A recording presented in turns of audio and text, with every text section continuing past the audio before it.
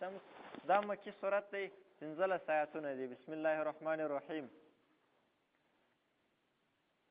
د دې صورت د مخکې صورت سره ربط او مناسبت دا دی. په مخکې صورت کې الله پاک دوه ډلې ذکر کړلې.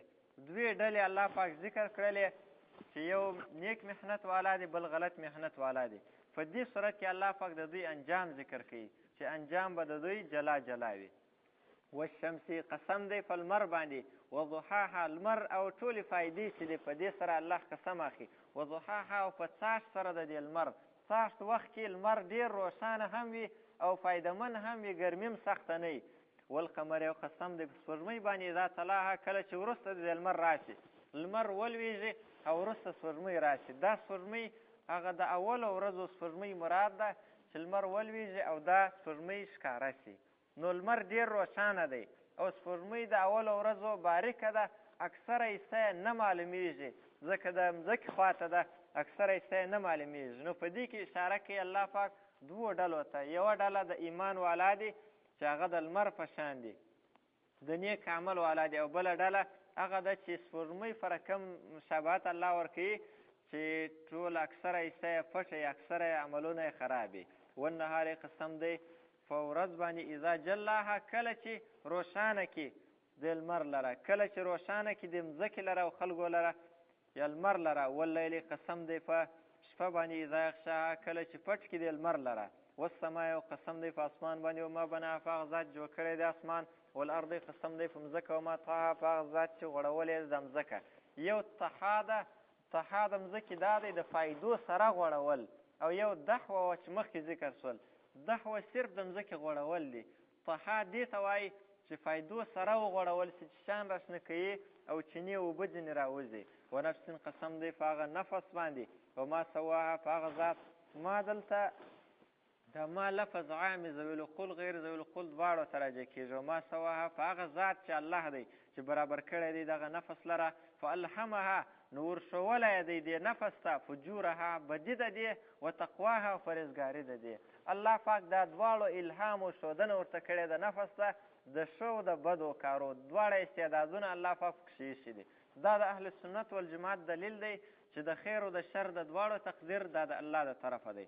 قد افلح جواب د قسم دا دی، یقینا کامیابه سو من زکاها هغه څوک چې پاک یې کوي د خپل نفس لره. نفس یې د بدو عاداتو، د بدو کارو، د غلطو عقیدو او اخلاقو څخه پاک کوي، نو دغه کس کامیابه سو. او دا په ټول قرآن کریم کې اوږد قسم دی. الله پاک په دې خبره اخیستی دی څوک چې خپل نفس پاک وساتي دغه کس کامیابه دی. وقد خاب یقینا نامراده سو من دساها چا چې ګډوډ کړي دی نفس لره. دا نفس چا چټل کوي په غلطو عادتو او اخلاقو او اعمالو باندې، نو دغه کس نامراده سو، مقصد ته به ونه رسېږي، کامیابي ته به ونه رسېږي. کذبت ثمود اوس نمونه بیانوي په دنیا کې د دې نفس لپاره. تکذیب کړی او درواغ بللی و سمودیانو بتقواها سره د خپلې سرکشي. بیا د صالح علیه السلام خبره هم نه وه منلې. اذ انبعث اشقاها کله چې دوی واستوی هغه ډېر بدبخته دوی چې قدار ابن صالح و، دوی راولاړ شول، دا یې ور واستوی چې دا اوښه مړه که.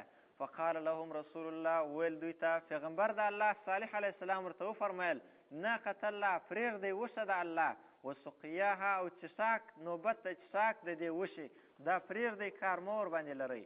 نو فکذبوه دوی درواغجن وبلئ صالح علیه السلام لره.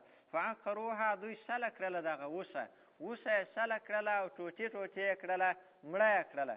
قدار ابن صالح یې ورته راواستوی د ټولو خلکو په مشوره سره، هغه اول د واره وارې ورباندې وکړله، وښه یې مړه کړله. نو فدمدم علیهم نو تباهي راوستل الله پاک پر دوی فدمدم تباهي راوستل علیهم پر دوی باندې ربهم رب د دوی بذنبهم سبب د ګناه د دوی.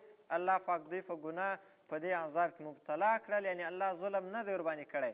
فسواها نو برابر یې کړي د سمودیانو لره، ټوله یې تباه کړل. ولا یخافو نه بیریږي الله پاک عقباها د انجام څخه د دې. الله پاک دا نه دی چې یو قوم هلاک کړي او دی دې بیا بیریږي چې وروسته به تاوان راورسوي. لکه انسانان چې د یو بل څه بیرته بیریږي چې که زه دا مړ کړم تکلیف ور ورسوم سبا بیرته بدل لاسه واخلي. الله پاک د چا څه دا بیره نه لري.